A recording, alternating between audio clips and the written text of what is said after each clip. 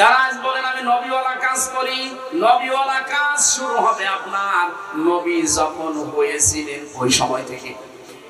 অনেকে জন্মের পর থেকে নবী হয়েছিলেন, এটা কিন্তু অনেকে কাটছাট করে ছড়াবে যে আমি হামজা নবীকে নবী মানে না। আমি কি এটা বোঝাচ্ছি? উনি 1 থেকে 40 বছর পর্যন্ত ঘোষণা হয়নি যে উনি নবী। আরবে কেউ বলতো না, হ্যাঁ ওনাকে মোহাম্মদ ইবনে আব্দুল্লাহ বলতো। সুতরাং 1 থেকে 40 বছর পর্যন্ত ওনার কোনো শত্রু ছিল না, কেউ বাধাও দেয়নি। অথচ ভালো কাজ কিন্তু এই বছরে করেছে। কারো ঘর পড়ে গেলে ঘর বানিয়ে দিত, কারো মেয়ের বিয়ে না হলে টাকা পয়সা কালেকশন করে মেয়ের বিয়ে দিয়ে দিত, ছেলে মেয়ে লেখাপড়া করতে পারে না টাকা পয়সা তুলে সেখানে সাহায্য করতো। এই কথাগুলো আমরা সিরাতে পড়েছি। কথা বলেন না কেন? তাহলে ভালো ভালো কাজ করতে গিয়ে পুরা আরব জানে ওনার কোন শত্রু ছিল? বলেন বলেন। কেউ তেড়ে এসেছে, কেউ দাঁত ভেঙে দিয়েছে। অথচ 40 বছরে যেই দিন নবী হয়েছে ওই দিনের দিকে তাকান। জীবনে একটু খেয়াল করে পড়তে পারেন না? কোন বিষয় পড়লে আমরা তো গরু ছাগল না যে আন্দাজে পড়বো, আমরা চিন্তা ভাবনা করে পড়বো। নামের আগে মানুষ আমাদেরকে আলেম লিখে দেয়, এমনি দেয়। হেরা গুহায় তিনি 40 বছর বয়সে সেই দিন প্রথম জিবরাইল এসে বলেছেন ইকরা। তিনি বলেছেন মা আনা বিকারি, আমি পড়তে পারি না। একবার, দুইবার, তিনবার বলার পরে যখন বুকে জড়িয়ে বলেছেন ইকরা বিসমি রাব্বিকাল্লাযী খালাক, সঙ্গে সঙ্গে বিশ্ব নবী এবার পড়া আরম্ভ করলেন। শুধু পড়েননি, একাধারে 5 আয়াত পড়েছিলেন। সুবহানাল্লাহ। এবার খেয়াল করেন তো কি বলছি।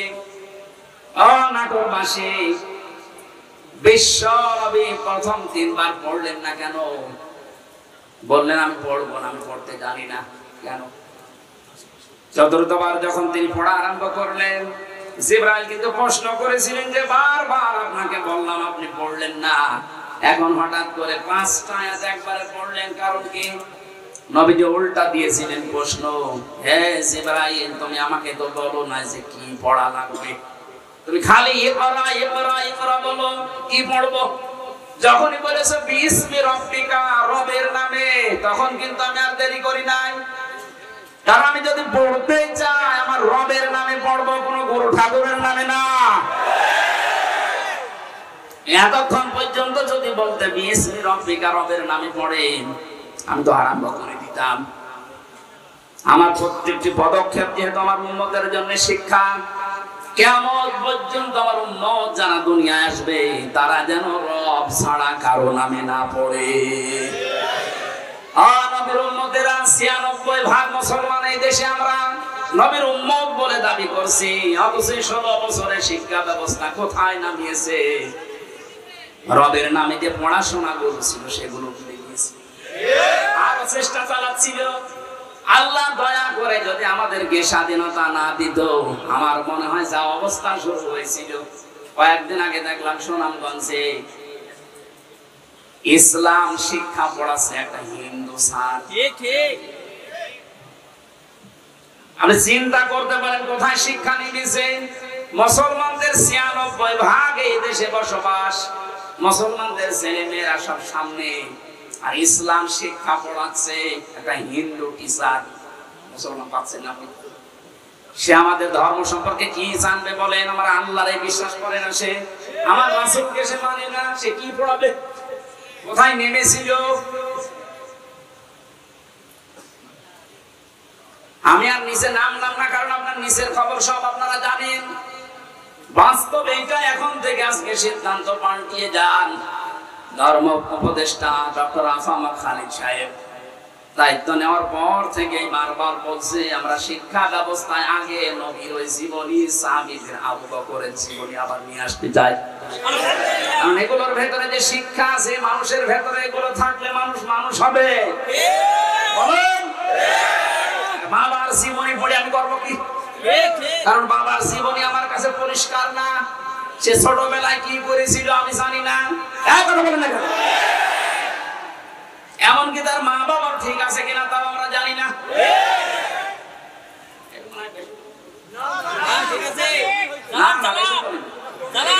আমি কিছুক্ষণ আগে পড়ে আসলাম আমার ফাঁসি চাই। বীর মুক্তিযোদ্ধা মতিয়ার রহমান কাপি করে দেখেন, লোকটা নিজে নিজের ফাঁসি চাচ্ছে। এমনি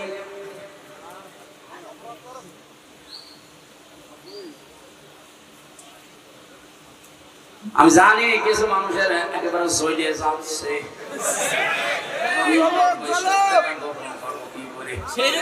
একটা মানুষ কি করে বলতে পারে যে আমার ফাঁসি চাই? কি দেখিয়েছে তাহলে বলেন? ওরা দেখলাম বইয়ের ভেতরে একেবারে মনে আছে, দেখে দেখে পড়ছি। যদি রাগ হয় একটু বইটা পড়ে নিয়েন, রাগ এমনি মাটি হয়ে যাবে। পৃথিবীর কোন মানুষের জীবনী দিয়ে আপনার জীবন পাল্টাবে না যতক্ষণ পর্যন্ত আপনার সামনে মুহাম্মদ রাসূলুল্লাহর জীবনী না আসবে। কারণ এটা মহত্তম আদর্শ। হ্যাঁ, কাদের জন্য এটা? সবার জন্য না। এবার আসেন তো, নাটোরে এই প্রকার মানুষ আছে কিনা? আমি বলবো তো আগে। এর পরবর্তীতে আল্লাহ তিনটা কথা লাগিয়েছেন, যাদের ভেতরে এই তিনটা গুণ পাওয়া যাবে তাদের জন্যই বিশ্ব নবী হবেন আদর্শ। এক নম্বরে লিমান কানা ইয়ারজুল্লাহ, দুনিয়ায় যে কাজ করতে গিয়ে যারা আল্লাহর সন্তুষ্টির দিকে খেয়াল করে যে এই কাজে আমার আল্লাহ রাজি আছে তো, এই কাজে আমার আল্লাহ নারাজ হয়ে যাবে না তো, এইটা খেয়াল করে যারা দুনিয়ার জীবন চালাবে, এই মানুষগুলোর জন্য মুহাম্মদ রাসূলুল্লাহ হবেন আদর্শ। আপনি এদেশে এবার আপনার নিজের দিকে তাকান, আপনার সব কাজ আল্লাহর খুশির জন্য হচ্ছে তো? লিমান কানা ইয়ারজুল্লাহ ওয়াল ইয়াউমাল আখিরা, রাজা'a ইয়ারজি'ু মানে ফিরে আসা। যে মানুষগুলো সব কিছু আল্লাহর সন্তুষ্টির জন্য, আল্লাহকে দেখানোর জন্য করে, আল্লাহর দিকে ফিরে আসে। দুই নম্বরে কিয়ামতে জবাব দিতে হবে, এই টেন্ডেন্সি যাদের তৈরি হচ্ছে। গত পরশুদিন ছিলাম যশোরের বেনাপোল, প্রধান অতিথি ছিলেন বাংলাদেশ জামাত ইসলামের একজন কেন্দ্রীয় নেতা মাওলানা আজিজুর রহমান। এলাকার মানুষকে আমি গোপনে গোপনে যতগুলো মানুষ ধরেছিলাম, লোকজন প্রত্যেক ওখানে সমস্যা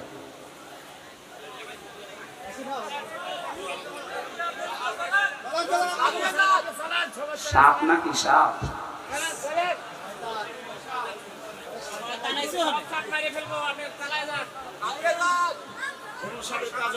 সুবহানাল্লাহ আলহামদুলিল্লাহ লা ইলাহা ইল্লাল্লাহ, সুবহানাল্লাহ আলহামদুলিল্লাহ লা ইলাহা ইল্লাল্লাহ, লা ইলাহা ইল্লাল্লাহ।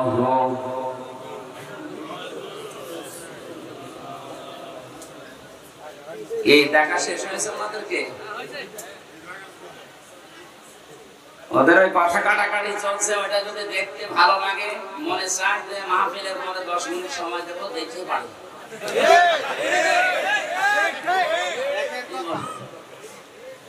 দুইজন দৌড়াচ্ছে আর ওখানে তাকিয়ে আছে আমার বাবা। আমার মনে হয় এখন যদি পরিমনে যাইতো আশা বেজে কিসের হুজুর, আমি পরে দেখবো, আগে কাজ করবো না। ওই যারা কথা কাটাকাটি করছে ওদেরকে একটু থামান ভাই, আমরা আলোচনাটা শেষ করে দেখেন, খুব গুরুত্বপূর্ণ কিছু তথ্য আছে সামনে ইনশাআল্লাহ। মেয়েরা এসেছে, আসছে।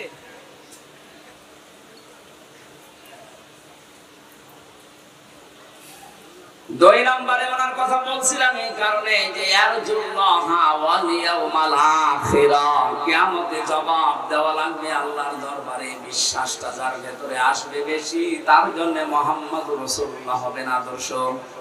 উনি একটা চাকরি করেন কলেজে, যেই কয়দিন ক্লাস নিতে পারে না, শুনলাম এই মানুষটা ওই কয়দিনের বেতন সরকারের খাতায় ফেরত দিয়েছে। জিজ্ঞাসা করলাম কেন এমন করে? ওনার ভেতরে এই ভয়, না জানি ওই টাকা যদি নিয়ে আমি খাবার খেয়ে দুনিয়ায় আমার রক্ত গোষ্ঠ যেটা তর্কি হবে, ওটা কিয়ামতে আল্লাহ জাহান্নামে জ্বালাবে। কিয়ামতের এই বিশ্বাস যদি মানুষের ভেতরে তৈরি হয়, সে কোটি কোটি টাকা আত্মসাৎ করতে পারবে? বলেন। এ দরবেশ বাবার ভেতরে এই বিশ্বাসটা ছিল না, এজন্য এত বড় গাড়ি নিয়েও এত টাকা আত্মসাৎ করিস। যাদের ভেতরে এটা তৈরি হবে তাদের জন্য নবী আদর্শ। যাদের ভেতরে এটা তৈরি হবে না যে জবাব দেওয়া লাগবে, তার দাড়ি বড় হতে পারে, জব্বা বড় হতে পারে, পাগড়ি বড় হতে পারে, 24 ঘন্টা নামাজে থাকতে পারে, কিন্তু ওর আদর্শ ও রাসূলুল্লাহ এখনো হয়নি। আর নবীজি যদি কারো আদর্শ না হয়, আপনার কি মনে হয় যে জান্নাত পাওয়ার কথা?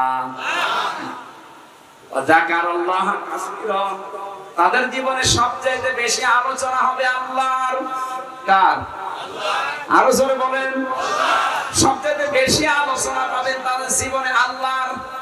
আমরা এই বাস্তবতা দেখেছি এই 16 বছরে, আল্লাহর আলোচনার চাইতে বিভিন্ন মানুষের আলোচনা আমরা বেশি শুনি। মুসলিম যে কয়টা দেশে ঘুরলাম, বিশ্ব রোডের পাশে পাশে দেখা দেখলাম লা ইলাহা ইল্লাল্লাহ, সুবহানাল্লাহ, আস্তাগফিরুল্লাহ, লা হাওলা ওয়ালা কুওয়াতা। মানুষ গাড়ি চালাতে যায়, ওদিকে মুখ চায়, চোখ যায়, একবার পড়ে নেয় লা ইলাহা ইল্লাল্লাহ। আর আমাদেরও থাকে এমন বাবার ছবিটা ঘিরে গেছে, দেখলেই মনে হয় আল্লাহর ওলি। শয়তান আল্লাহর কথা মনে পড়ে, বলেন এগুলো ঠিক হবে।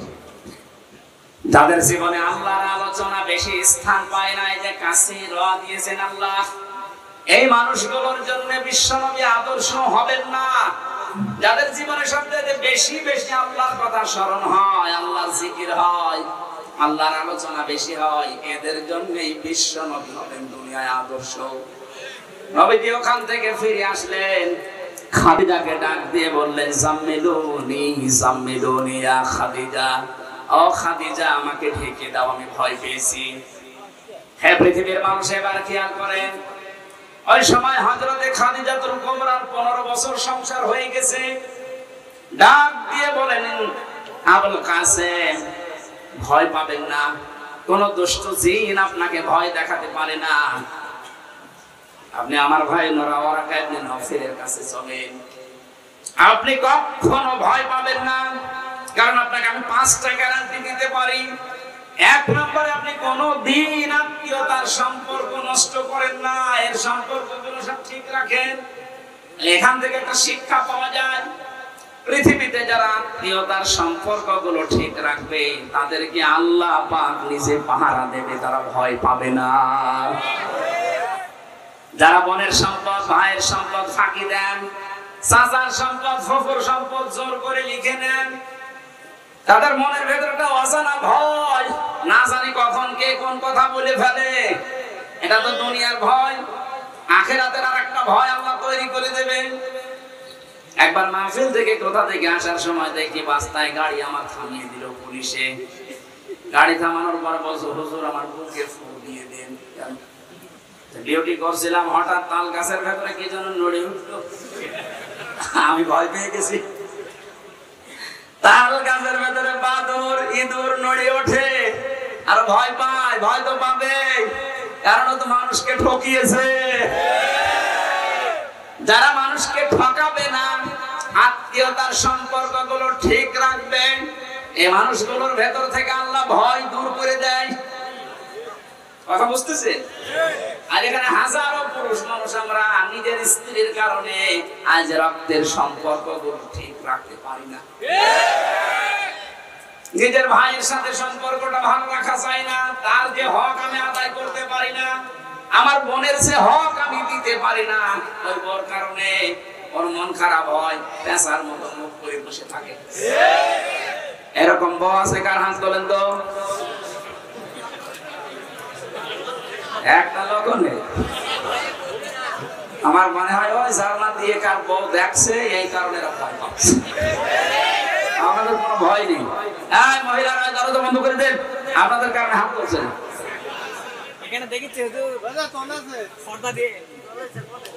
আমি হাসির জন্য বলি না, এটা বাস্তব। নবীজি বলেন কোন স্ত্রী যদি চায় যে আমার স্বামী বেশি দিন দুনিয়ায় বেঁচে থাক, তার হায়াত বেড়ে যাক, তার সম্পদ বেড়ে যাক, তার সম্মান বেড়ে যাক, সে যেন আত্মীয়তার সম্পর্কগুলো ঠিক রাখার জন্য স্বামীকে তাকিদ দেয়। এরকম বউ দেশে কম না? আমার মনে হয় শরীফে 100 জনের 98 জনই ফেল। কথা বলে না কেন? রাসূলের স্ত্রী সাক্ষী দিচ্ছে, হ্যাঁ নবী আপনি ভয় পাবেন না, আপনি জীবনে আত্মীয়তার সম্পর্ক তো নষ্ট করেন না। আজ নিজের স্ত্রী, সন্তান, মেয়ে, ছেলে এদেরকে সুখে রাখার জন্য ভাইয়ের জমি ফাঁকি দিবেন, বোনের জমি ফাঁকি দিয়ে মেরে দিবেন। অথচ এই মানুষগুলো যে পাপটা হয়ে গেল, এই পাপের বোঝা ওরা কেউ নেবে না, সব আপনাকেই বহন করা লাগবে। কামাই করছেন ওদের সুখের জন্য, কিন্তু পাপের ভাগ শুধু আপনার নিজের জন্য। এরকম পাগল দুনিয়ায় আমরা আছি। এ পাগলামি আমরা আর করবো না। বউ যদি না থাকে, না থাক, আর একটা বিয়ে করবো।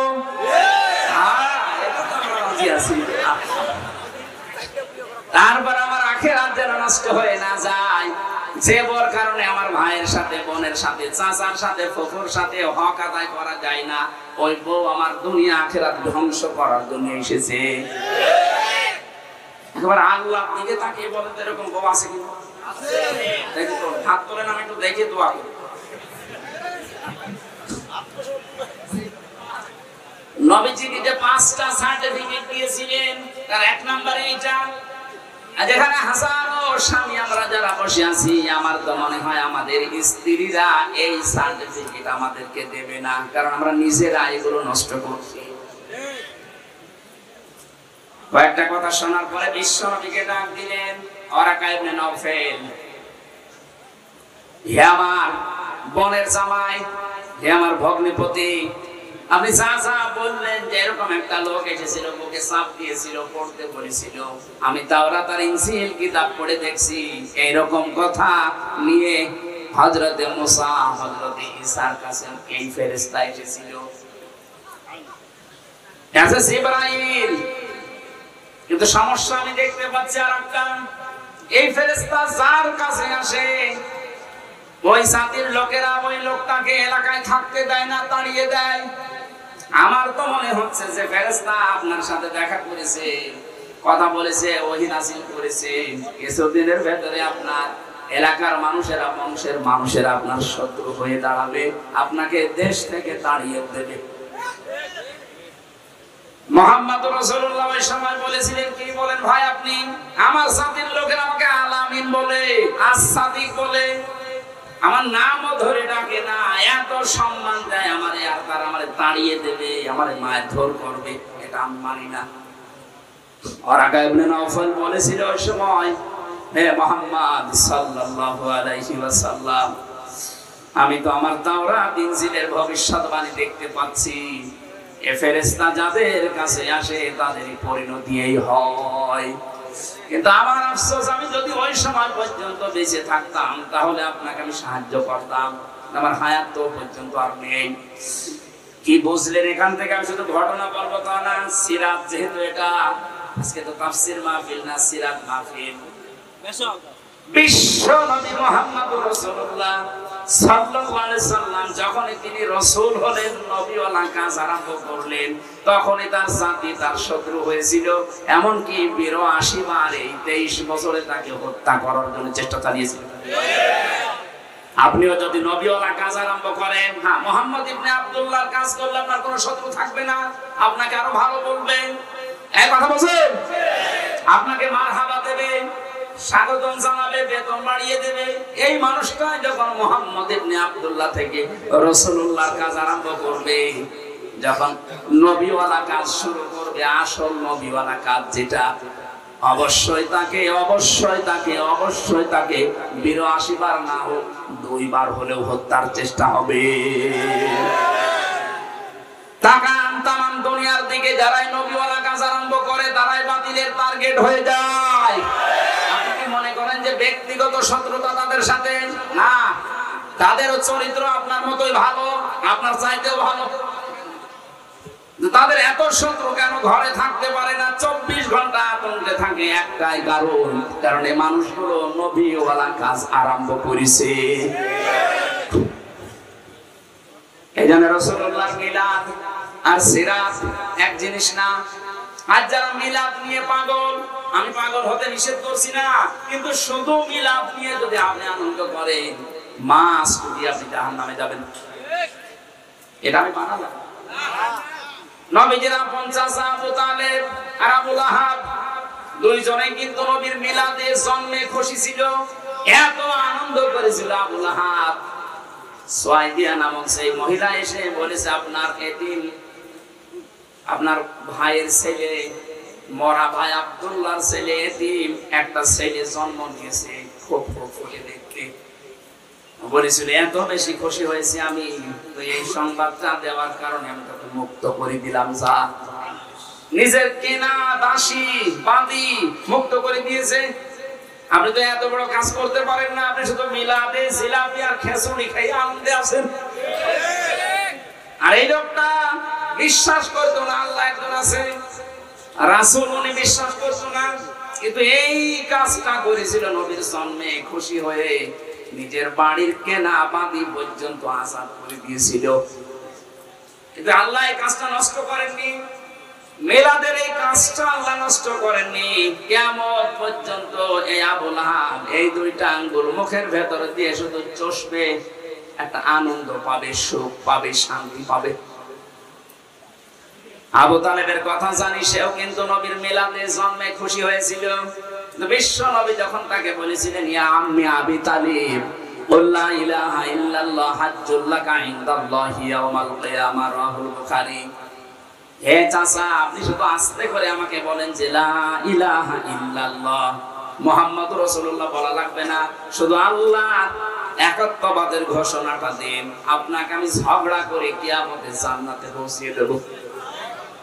লোকটা পড়ে নাই, ও নবীর মিলাদে খুশি, কিন্তু সিরাত পেয়ে, তার আদর্শ পেয়ে, তার রাসূলুল্লাহর যে গ্যারান্টি তিনি যে নবী রাসূল, এটা পেয়েও খুশি না। ও বলেছিল, ভাতিজা তোমাকে ভালোবাসি, কিন্তু তোমার এই নবুয়ত আমি মানতে পারলাম না, কারণ মানলে মানুষ আমাকে কাপুরুষ বলবে, ভীরু বলবে, তুমি আমারে মাফ করে দিও। কি বুঝলেন আপনি এখান থেকে? এই লোকটা দুইজন চাচা, আপন চাচায় দুইজন, এরা রাসূলকে ভালোবেসেছিল তার মিলাদে, কিসে? জন্মে, কিন্তু তার আদর্শ মানতে পারে না, এই জন্য দুইজনই জাহান্নামী। এই লোকটার পায়ের নিচে শুধু জাহান্নামের দুইটা ফিতা আল্লাহ লাগিয়ে দেবে, চটি পরিয়ে দেবে, দুইটা মাথার মগজ পর্যন্ত ফুটবে। সিরাতের কিতাবে পেয়েছি তার পায়ে কেন আল্লাহ দেবে? মুখে, গালে, এই সমস্ত মাথায়, পিঠে, হাতে আগুন লাগবে না কেন?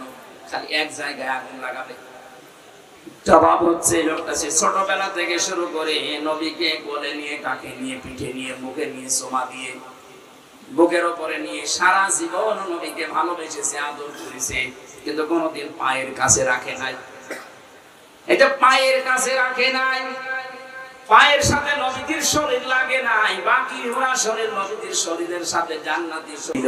এই জন্য পুরা শরীরে আল্লাহ জাহান্নামের আগুন লাগাবে না, একটা জায়গায় লাগিয়ে দেবে। কারণ নবীর মিলাদে খুশি, কিন্তু চরিত্রে খুশি। বলেন বলেন, এই জন্য দুইজনে জাহান্নামী। সিস্টেম অপর পৃষ্ঠায় দেখুন, আরো দুইজন চাচার নাম সিরাতে আছে, একজন হযরতে আব্বাস আর একজন হযরতে হামজা রাদিয়াল্লাহু তাআলা আনহুমা। আগের দুইজনের নাম পড়লে কেউ রাদিয়াল্লাহু পড়ে, আর পরের দুইজনের নাম শুনলে মানুষ পড়ে রাদিয়াল্লাহু তাআলা আনহু, যে আল্লাহ তাদের উপরে রাজি হয়ে গেছে। এই দুইজন চাচার দিকে তাকান, তারা শুধু নবীর জন্মে খুশি ছিল না, জন্মের সময় তো খুশি ছিল, কিন্তু নবীর আদর্শ পেয়ে তারা খুশি। এত বেশি আনন্দ খুশি হয়েছে নবীর জন্মে, নবীর মিলাদে, নবীর আদর্শ পেয়ে নিজের জীবন দিয়ে নবীর আদর্শ রেখেছে। হযরতে হামজা 70 টুকরা হয়েছিল, কিন্তু নবীর আদর্শ ছাড়ে নাই। কথা বলে না কেন? হযরতে আব্বাস যে বোতাম ছিল তার শরীরের ভেতরে, যে জামার বোতাম, এগুলো সব স্বর্ণের। আল্লাহর নবী মুহাম্মদ রাসূলুল্লাহ সাল্লাল্লাহু আলাইহি সাল্লাম ডাক দিয়ে বলেছিলেন, চাচা আপনাকে আপনি আমার চাচা বলে ছেড়ে দিতে পারবো না। কেন? আপনি আসার সময় জিহাদের এই ময়দানে, এই বদরে আসার আগে আমার চাচির কাছে আপনি কিছু স্বর্ণের জিনিসপত্র রেখে এসেছিলেন। যদি মুক্তি পেতে চান ওইগুলো দিয়ে মুক্তিপণ হিসাবে তারপরে মুক্তি পাবেন। হযরতে আব্বাস ডাক দিয়ে বলে, ভাতিজা মুহাম্মদ, আমি আসার সময় ঘরের ভেতরে তোমার চাচির কাছে স্বর্ণের এই জিনিসগুলো রেখেছি। তোমার চাচি আর আমি ছাড়া কেউ জানি না। জানলে কি করে? বিশ্বনবী বলেন, চাচা শুধু ওইটা না, আপনি যা করেন জিবরাইল আমারে সব আগে থেকে জানিয়ে দিয়েছে। হযরতে আব্বাস বলে, ভাতিজা, এত গোপনের কথা যদি তোমার আল্লাহ তোমাকে জিবরাইল দিয়ে জানিয়ে দেয়, আমি আর গোপনে থাকবো না। তুমি আমাকে এই মুহূর্তে ইসলামে প্রবেশ করাও। হযরতে আব্বাস নবীর আদর্শ মেনে নিয়ে বলেছিলেন, মান সাকাতাল ঈমান মান রাদিয়া বিল্লাহি রাব্বা ওয়া বিইসলামি দীনা ওয়া বিমুহাম্মাদুর রাসূলুল্লাহ সাল্লাল্লাহু আলাইহি ওয়াসাল্লাম নাবিয়্যা ওয়া রাসূলা। রাহু মুসলিম। হযরতে আব্বাস বলেছিলেন, কেউ যদি ঈমানের স্বাদ পেতে চাও, আল্লাহকে রব, ইসলামকে জীবন ব্যবস্থা, আর মুহাম্মদুর রাসূলুল্লাহকে কেউ যদি নবী এবং রাসূল এই পৃথিবীতে মেনে নিতে পারো, সেই ঈমানের স্বাদ পাবা। সে শুধু নবীর জন্মে খুশি ছিল না, নবীর আদর্শেও খুশি ছিল। আমি যে চারজন চাচার নাম বললাম, দুইজন চাচা জান্নাতি, দুইজন চাচা জাহান্নামী। পার্থক্য এতটুকুই, দুইজন আদর্শ পেয়ে খুশি, সিরাত পেয়ে, নবীর সিরাত আদর্শ পেয়ে খুশি, আর দুইজন শুধু জন্ম নিয়ে খুশি। আমরা কি শুধু মিলাদ পড়বো না, নবীর আদর্শ মানতে চাই? এবার আসেন তো, বিশ্ব নবীকে আল্লাহ এই পৃথিবীতে যে উদ্দেশ্য নিয়ে পাঠালেন, কোরআনে কারীমের সূরা ফাতিহা, এটা 28 নম্বর আয়াত। এটা রব্বুল আলামিন বলেন, ওয়াল্লাযী আরসালা রাসূলাহু বিল হুদা ওয়া দীনিল হক। যেহেতু রাসূলকে আল্লাহ পাঠিয়েছেন এই পৃথিবীতে একটা উদ্দেশ্য নিয়ে, আমরা যদি আজ নবীর আদর্শ মানতে চাই, এরকম প্রায় 65টা বিষয় আমি সাজিয়েছি কোরআন আর হাদিস থেকে, একটা মাত্র বলছি। আপনি যদি 65 দিন দাওয়াত দেন একাধারে, 65টা বিষয় বললে শেষ হবে। আজকে একটা চলছে। তিনি সে আল্লাহ যিনি তার রাসূলকে তিনি হক দিয়ে সত্যের বিধান সহ দুনিয়ায় পাঠাবেন। একটাই উদ্দেশ্য তার, লিযহিরাহু আলাদ দীনি কুল্লি। দুনিয়ায় যত ধর্ম আছে, নিয়ম নীতি বানানো আছে, সব মাইনাস করে সবার উপরে আল্লাহর দ্বীনকে তিনি বিজয় করবেন। এইটাই রাসূলের কাজ। এটা কার কাজ? এইটাই রাসূলের কাজ ছিল। যত নিয়ম নীতি ধর্ম বানানো আছে দুনিয়ায়, 4500 উপর এখন ধর্ম আছে, সব কিছুকে পেছনে ফেলে ইসলামকে তিনি বিজয় করবেন।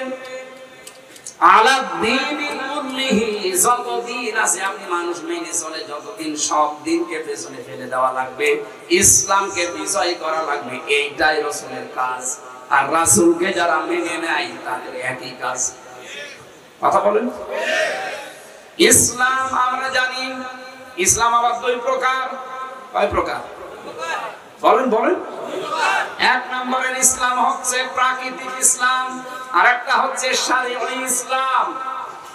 প্রাকৃতিক ইসলাম যেটা, এটা আমার আল্লাহ নিজে বানিয়েছেন, নিজে কায়েম করে দিয়েছেন। এই যে সূর্যটা ওঠে, সূর্যটা ডোবে, এটা আমার আল্লাহ বানিয়েছেন। কিয়ামত পর্যন্ত এই নিয়মে চলবে। এটা প্রাকৃতিক। এটা কি? আম গাছে আম ধরে, জাম ধরে না। সমস্যা কি? যা বলবেন পরে। কি বলছে একটা প্রশ্ন করে বলতে পারবেন। ইসলাম কয় প্রকার বললাম? একটা প্রাকৃতিক আর একটা শারঈ। প্রাকৃতিকটা তৈরি করেন আল্লাহ, কায়েম করেন আল্লাহ। যেমন আম গাছে আম হয়, জাম গাছে জাম হয়, এটা বানিয়েছে কি? আল্লাহ। এটা আপনি বানাবেন, বানানোর দরকার নেই। কিয়ামত পর্যন্ত এইভাবে চলবে। কিন্তু শারঈ ইসলাম যেটা, ওটা কিন্তু আল্লাহ পাক নিজে বানিয়ে পাঠিয়েছেন। ওটা কায়েম করবেন না, দেখাবেন না। এখন কিয়ামত পর্যন্ত না, দায়িত্ব এটা না। শারঈ ইসলাম পৃথিবীতে কায়েম করার দায়িত্ব আমাদের। এই জন্য আমরা খলিফা। এই দায়িত্ব কার? আমরা যদি এই দায়িত্বটা এখন পালন না করে দুনিয়ার মানুষের উপরে ছেড়ে দেই, ফেরেশতাদের উপরে ছেড়ে দেই, বলেন আপনি আল্লাহর প্রাকৃতিক ইসলাম বাদ দিয়ে শরঈ ইসলামের জন্য কি করছেন? এটা যদি আজ কায়েম করার জন্য চেষ্টা চালায়, এটা অতীতে আল্লাহ কায়েম করে দেয়নি, ভবিষ্যতে দেবে না, এখনো দিচ্ছে না, এটা তো আমি বানালাম। ইন্নাল্লাহা লা ইউগায়্যিরু মা বিকওমিন হাত্তা ইউগায়্যিরু মা বিআনফুসিহিম। আল্লাহ পাক বলেন, যতদিন পর্যন্ত কোন জাতি তার ভাগ্য পরিবর্তন না করবে, আমি আল্লাহর অত দায় পড়ে না যে আমি ওর ভাগ্য পরিবর্তন করে দেব না, ওরা নিজেরা পাল্টাবে, তারপর আমি চেষ্টা করব। এই কথা বলছেন, আমাদের ভাগ্য পাল্টাতে হবে আমাদেরকে। শরঈ ইসলাম যেটা এদেশে কায়েম করার দায়িত্ব ফেরেশতার না, কার? বলেন বলেন। মাম্মাতা, যে ব্যক্তি মরে গেল, অলাম ইয়াহজু, কিন্তু ইসলাম কায়েম করার জন্য গসওয়া করে নাই, আন্দোলন করে নাই, চেষ্টা করে নাই, অলাম ইউহাদ্দিস বিহি নাফসাহু, মনের ভেতরের আশা আকাঙ্ক্ষাও ছিল না যে দিন কায়েম হোক। মাতা আলা শাওলাতিন মিনান নিফাক, নবীজি বলেন যদি মরে যায় তো মুনাফিক হয়ে মরবে। তাহলে আপনার নামাজ দিয়ে, রোজা দিয়ে, হজ দিয়ে, যাকাত দিয়ে, দাড়ি টুপি পাগড়ি দিয়ে আপনি মুনাফিকের মরণ থেকে বাঁচতে পারবেন না যতদিন শরঈ ইসলাম যেটা সব দিনের উপরে ইসলামকে বিজয় করার জন্য কাজ না করবেন। এটা যদি কেউ রাজনীতি মনে করেন, হ্যাঁ এটা রাজনীতি। আকাফা বিল্লাহি শাহিদা, এটার জন্য সাক্ষী হিসাবে যথেষ্ট কে?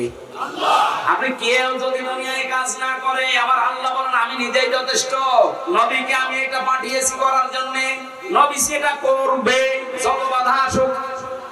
আর নবীর উম্মত যারা দাবি করছে তাদের এই একই কাজ। আল্লাহ আমাদেরকে সিরাতের এই অনুষ্ঠানে আপনি লিখে দিয়েছেন সিরাতুন নবী সাল্লাল্লাহু আলাইহি ওয়াসাল্লাম মাহফিল, ওনাকে যে উদ্দেশ্য নিয়ে আল্লাহ পাঠিয়েছে ওই উদ্দেশ্যে আপনি সামনে এগিয়ে আসবেন। শুধু মিলাদ পড়ে জিলাপি আর খেজুরি খাওয়া না, নবীর চাচা হামজার মতো জীবনের কলিজা দিয়ে হলেও তার আদর্শ মানা লাগবে। আল্লাহ তুমি আমাকে সহ যারা শুনলাম নবীদের উদ্দেশ্যকে সামনে নিয়ে আসার তৌফিক দান করো, আমিন।